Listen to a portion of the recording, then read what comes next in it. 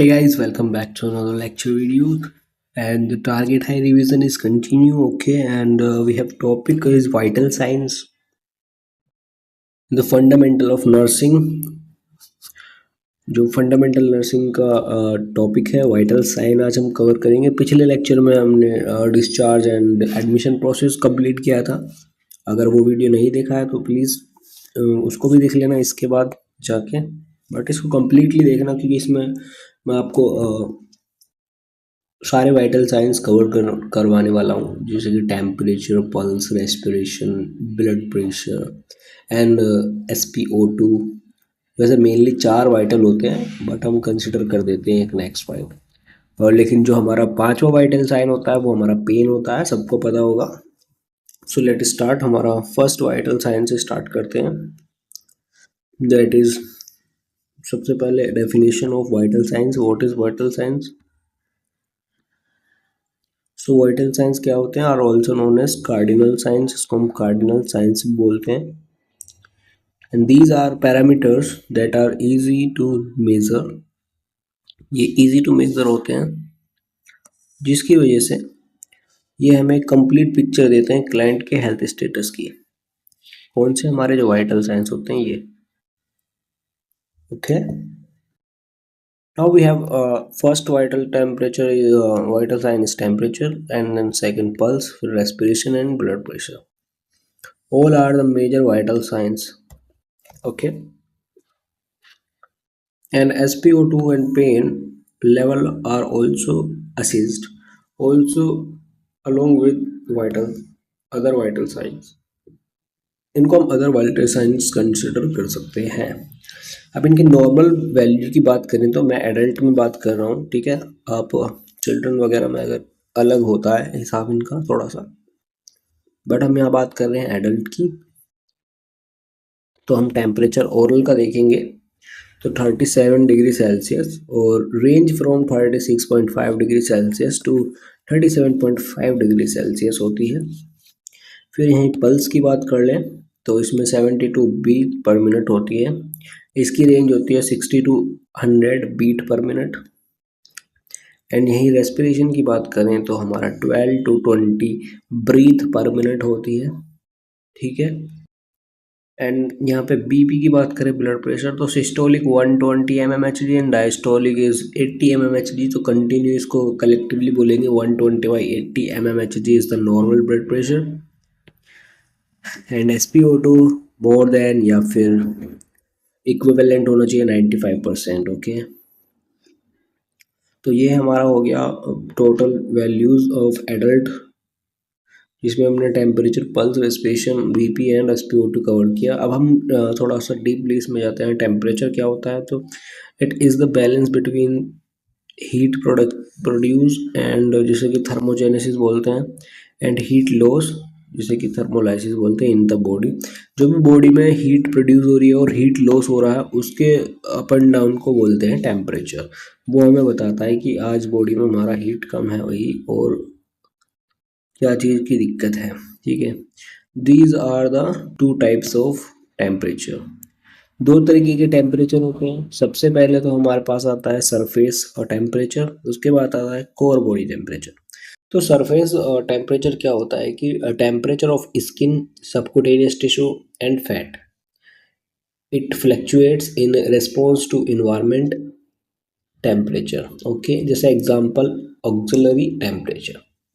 तो ये हमारा सरफेस टेम्परेचर होता है, जैसे ऊपर ऊपर से ले लेना, ठीक है। Now we have second is core body temperature. तो इसमें क्या होता है? Temperature of the deep tissue of the body such as abdominal cavity and pelvic cavity. It remains relatively constant, okay. Example temporal, tympanic, oral, esophagus and urinary bladder, rectal, pulmonary. These are the examples. And we have hypothalamus. Hypothalamus is the temperature control center of the body.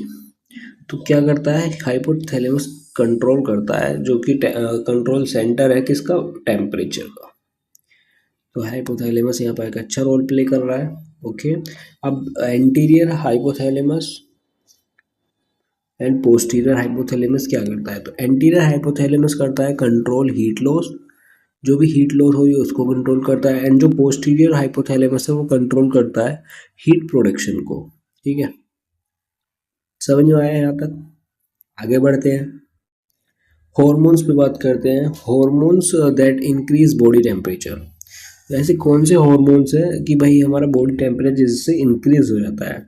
तो हमारा सबसे पहला hormone आता है thyroxine, फिर then testosterone, फिर होता है प्रोजेस्टेरोन। तीन तरीके के हॉर्मोन्स आते हैं जो हमारे को बॉडी के टेम्परेचर को इंक्रीज करते हैं। And body temperature is usually lowest between 1 AM and 4 AM। तो 1 से 4 बजे के बीच में सुबह के, ठीक है, तो हमारा बॉडी का जो टेम्परेचर होता है वो लोवेस्ट होता है। लोवेस्ट बॉडी टेम्परेचर कब होता है? 1 AM से 4 AM तक। ठीक है, एंड जो हमारा हाईएस्ट बॉडी टेम्परेचर होता है, जैसे कि मैक्सिमम टेम्परेचर बॉडी बोल सकते हैं हम, 4 PM, 4 PM मैक्सिमम टेम्परेचर। समझ में आ गया भाई? नेक्स्ट बढ़ते हैं आगे। फिर हमारे पास होता है mechanism of heat loss from the body. तो इसका क्या मैकेनिज्म है जो हमारे बॉडी की हीट लॉस हो रही है उसका? ठीक है, तो सबसे पहले उसमें क्या होता है? कंडक्शन होता है। तो व्हाट इज कंडक्शन? कंडक्शन को एक्सप्लेन करते हैं जैसे कि heat loss from one object to another through direct contact.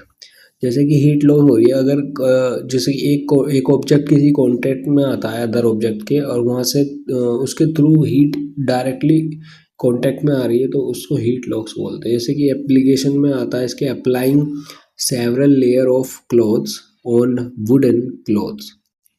ठीक है, हार्ड कंडक्टर है। ठीक है, help to reduce this type of heat loss. Example, while talking touching a cold object, we lose heat from body to the object। okay, hot application and cold application example से आप समझ सकते हैं। ठीक है, now we have convection. Convection क्या होता है कि हीट ट्रांसफर्ड हो जाती है from the body of the surrounding air that is in movement, जैसे कि सर्कुलेशन बोल सकते हैं हम। एग्जाम्पल, फैन प्रोमोट, जो फैन होता है घरों में वो प्रोमोट्स कन्वेंशनल हीट लॉस, वो convectional heat loss produce promote करता है। ठीक है, now we have evaporation. What is evaporation? तो heat loss from occur, heat loss occur होती है when liquid is converted to vapour. अब देखो ये तो सच्चा अच्छा सा एग्जांपल, जैसे एक बीकर में आपने एक बाउल में आपने गर्म करने के लिए गैस पे रख दिया कुछ भी, ठीक है, इसके नीचे आग चल रही है और यहाँ से ये ऐसे वेपर फॉर्म में निकल रहा है, यहाँ पे पानी है, अब ये हीट हो रही है तो ये वेपर फॉर्म में निकल रहा है, तो हीट लॉस हो रही है किसकी? वेपर फॉर्म में। ओके, तो एग्जांपल के लिए ये भी हो गया इवेपोरेशन वाला प्रोसेस। ठीक है, next we have radiation, transfer of heat from object to another without any physical और डायरेक्ट कॉन्टैक्ट। ठीक है, तो रेडिएशन के थ्रू उसको बोलते हैं। Example, loss of body heat in the cold environment. अब जैसे कोल्ड इन्वायरमेंट है, जैसे सर्दी आ जाती है तो वहाँ पे हमारे शरीर की जो हीट निकलती है वो इसी तरीके से निकलती है, रेडिएशन की तरीके से। एंड उसके बाद हमारा जो टेम्परेचर नॉर्मल लेवल है, जैसे कि हम ओरल का टेम्परेचर लेते हैं तो उसके लिए क्या क्या नॉर्मल वैल्यूज़ हैं, तो इसके मैं लिख देता हूँ normal oral values. Normal oral temperature हम लेंगे तो कितना आना, नॉर्मल कितना है, एंड नॉर्मल रेक्टल, एंड उसके बाद नॉर्मल एक्सिलरी।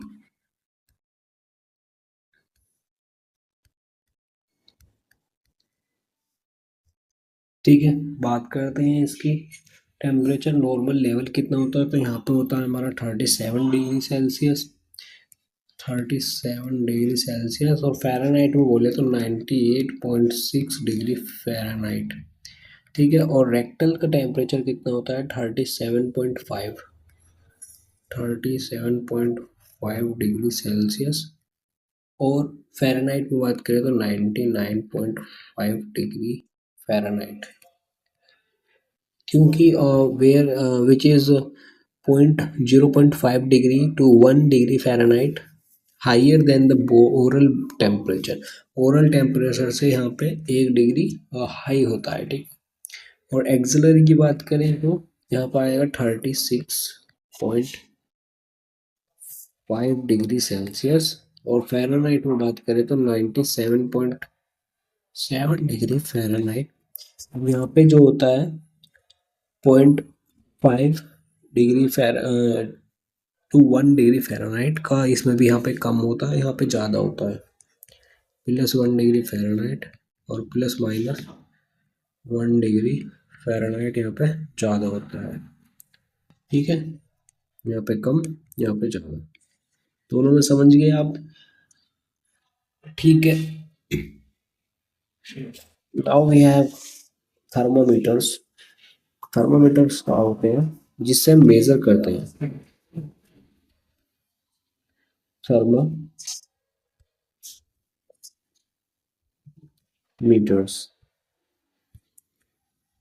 जो थर्मोमीटर्स होते हैं मार्केट में बहुत सारे आते हैं, तो नेम ऑफ द थर्मोमीटर्स मैं आपको बताऊंगा, एंड उसमें साथ में मैं आपको पिक्चर्स भी ऐड कर दूंगा, ठीक है, कि आपको पता चल जाएगी कौन सा थर्मोमीटर की बात हो रही है। तो हम सबसे पहले बात करेंगे गिलास थर्मोमीटर की।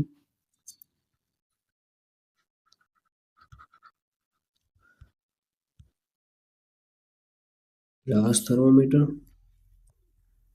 और मर्क्यूरी थर्मोमीटर, इसको हम मर्क्यूरी बोल सकते हैं,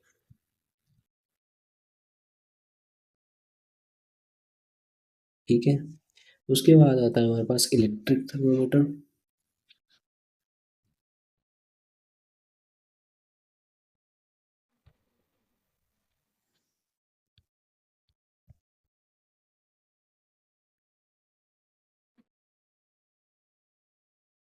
and then next we have digital thermometer.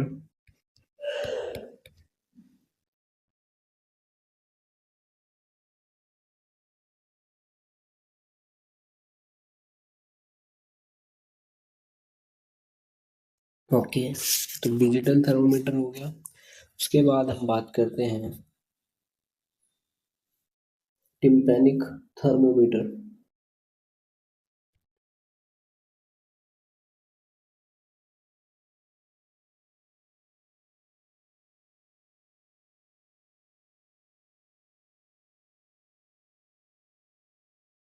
Next we have non contact digital infrared thermometer. इसका कोई कॉन्टैक्ट भी नहीं होता, ठीक है, non contact digital infrared thermometer, and the last is disposable thermometer strip।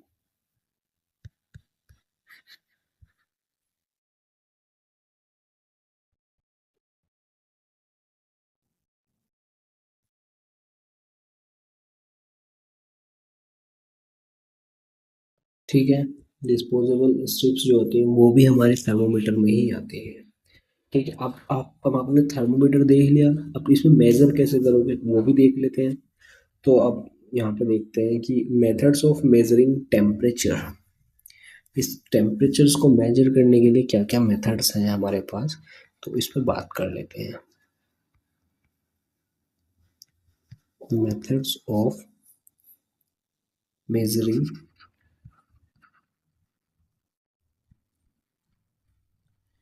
Temperature,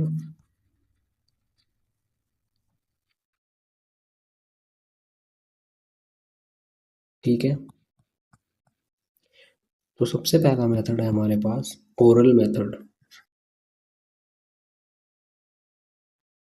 oral method में क्या करते हैं, easily can be done in conscious and alter and cooperative patient. जो भी हमारे कोऑपरेटिव पेशेंट होते हैं कि हाँ भाई हम मान जाएंगे आपकी बात और इजीली आपको प्रोसीजर करने देंगे, तो उनके साथ हम ऐसे ही से यूज़ करते हैं, ठीक है। तो ये इसकी एडवांटेज है। डिसएडवांटेज क्या होगी, not usable for child less than 5 years. तो छोटे बच्चे को नहीं पता होता है कि उनको क्या दिया जा रहा है, ठीक है, तो वो उसको थ्रो आउट कर देते हैं, ठीक है। और ओरल सर्जरी एंड ट्रॉमा और कॉन्ट्राइंडिकेशन, जिनकी ओरल सर्जरी हुई होती है, जो कैंसर पेशेंट होते हैं, इनके कुछ दिक्कत होती है माउथ वगैरह में, या किसी की सर्जरी होती है, किसी को ट्रॉमा हुआ होता है, तो उनको भी ओरल नहीं रिकमेंड होता है, ठीक है। Next we have rectal. Rectal में कैसे लेते हैं भाई, तो can be done easily in children and unconscious patient. तो ये अनकॉन्शियस पेशेंट और चिल्ड्रन के लिए बनाया गया है, और इसमें ये एडवांटेज है। एंड डिसएडवांटेज में इसमें हेमोरॉइड्स हो सकता है, रेक्टल सर्जरी एंड फिस्टुला और कॉन्ट्राइंडिकेशंस, ठीक है। Next we have axillary. Axillary में क्या होता है कि एक्सिलरी हेडिंग डाल लो भाई। Most preferable and use easy to commonly used method है, सबसे ज़्यादा यूज़ यही किया जाता है, प्रीफर भी यही किया जाता है, क्योंकि ज़्यादा दिक्कत नहीं देता पेशेंट को या फिर चिल्ड्रन को, आराम से इसको यूज़ किया जा सकता है। Can be used in young children and older adults, okay. And disadvantage क्या, long duration of measurements does not reflect core body temperature, okay. Then we have next is tympanic membrane.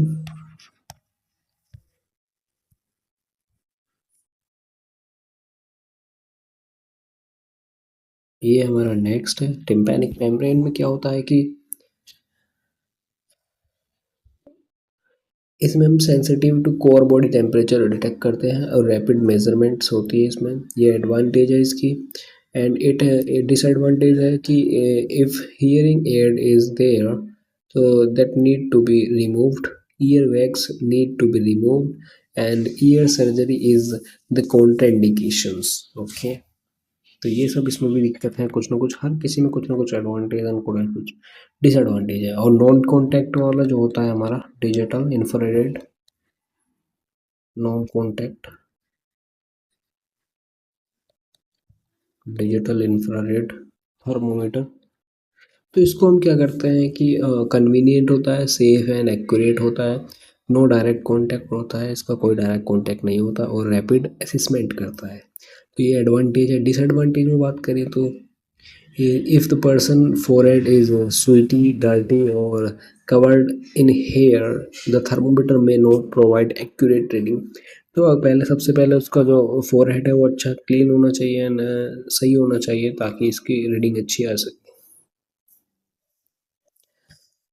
Okay. सो यहाँ पे हमारा ये proper first vital sign thermometer वाला जो temperature वाला है वो ख़त्म होता है। नेक्स्ट वाइटल साइन की बात करेंगे हम नेक्स्ट लेक्चर में, दैट इज पल्स। उससे पहले एक लेक्चर और आएगा फीवर को डिस्क्राइब करने के लिए, क्योंकि थर्मामीटर और टेम्परेचर का यूज़ हम फीवर में ज़्यादातर इस्तेमाल में लेते हैं, टेम्परेचर को देखने के लिए, तो फीवर एक इम्पोर्टेंट टॉपिक बन जाता है यहाँ पे। तो हम उसके बाद हम करेंगे अपने pulse and then respiration and BP, okay. So till then, bye, take care, and like and subscribe the channel videos, and comment your favorite topic. I will discuss first.